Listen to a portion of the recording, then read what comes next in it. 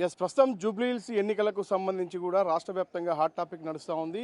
అధికార పార్టీ ప్రతిపక్షం పోటాపోటీ ఆరోపణలు చేస్తూ ఉన్నాయి. ఏకంగా ముఖ్యమంత్రిని క్యాబినెట్ను ఎక్కుపెట్టి ప్రతిపక్షం ఆరోపణలు చేస్తుంది. దీనికి సంబంధించి మనతో పాటు మాట్లాడడానికి పొన్నం ప్రభాకర్ ఉన్నారు, మంత్రి గారు. సార్, చూస్తూ ఉన్నాం ప్రస్తుతం బీఆర్ఎస్ పార్టీ ఏదైతే మీరు ఆటో డ్రైవర్లను అడ్డం పెట్టుకుని కూడా ఫ్రీ ఓటింగ్ చేపిస్తాం, ఖచ్చితంగా గెలుస్తాం జూబ్లీహిల్స్ అంటా ఉంది. దానికి సంబంధించి మీరు రవాణా శాఖ మంత్రి ఏం చెప్తారు? జూబ్లీహిల్స్ నియోజకవర్గంలో 10 సంవత్సరాలుగా ఏమి అభివృద్ధి చేయలేదు కాబట్టి డైవర్షన్ పాలిటిక్స్ చేసే ప్రయత్నం చేస్తుంది. ఒక సందర్భంలో సానుభూతి పేరు మీద, ఒక సందర్భంలో దొంగోట్ల పేరు మీద, ఇప్పుడు మళ్ళీ ఆటోలకు సంబంధించి లేదా ఈ విధమైనటువంటి అంశాలు లేవనెత్తా ఉంది. నేను జూబ్లీహిల్స్ ఉప ఎన్నికలకు సంబంధించి లిమిట్ అయి మాట్లాడే సందర్భంలో జూబ్లీహిల్స్ ఉప ఎన్నికల్లో మీరు మీ 10 సంవత్సరాల అభివృద్ధి చెప్పండి, మేము మా 2 సంవత్సరాల అభివృద్ధి చెప్దాం, మీ అభ్యర్థి గురించి మీరు చెప్పండి, మా అభ్యర్థి గురించి మీరు చెప్దాం. కానీ అవన్నీ ఏం చెప్పకుండా ఈ రాష్ట్రాన్ని మొత్తం అప్పులమయం చేసి ఆర్థిక సంక్షోభంలో నెట్టి కొన్ని పథకాలు అమలు కావడానికి సంబంధించి ఇబ్బందికర పరిస్థితి ఉండేటువంటి ఈ పరిస్థితుల్లో వాళ్ళ అంశాలను లేవనెత్తుతున్నారు. వాళ్ళు అనేకమైన హామీలు 3016 రూపాయలు నిరుద్యోగ వృత్తి కావచ్చు, డబుల్ బెడ్రూమ్ కావచ్చు, దరిద్రకు 3 ఎకరాలు కావచ్చు, ఇట్లా అనేకమైన హామీలు అమలు చేయని ఉన్నాయి.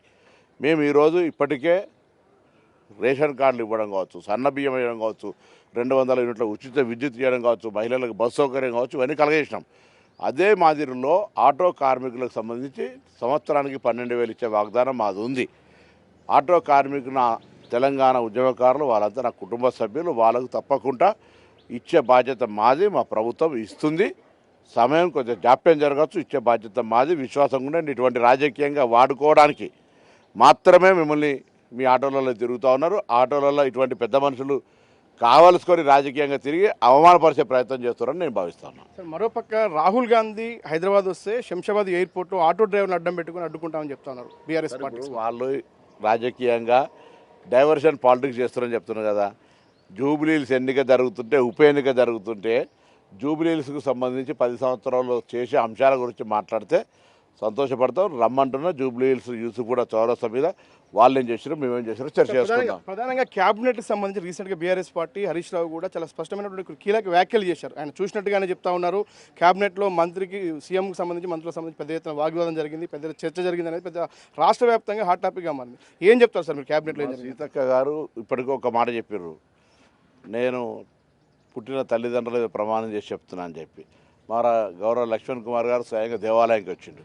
అట్లనే క్యాబినెట్కి సంబంధించి బాధ్యత గల మంత్రులుగా ఏం జరిగిందో క్యాబినెట్ మంత్రులకు మేము ఈ రాష్ట్ర అభివృద్ధి గురించి ఏం చర్చ చేసినామో మాకు తెలుసు.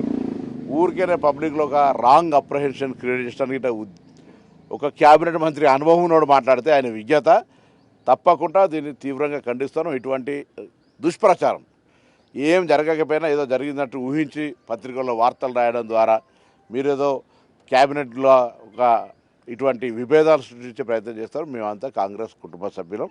ఈ రాష్ట్ర అభివృద్ధి, ప్రజలు ఇచ్చిన అధికారాన్ని వాళ్ళ సేవకులకు వినియోగించేటువంటి కర్తవ్య కార్యక్రమం తీసుకొని పోతాం.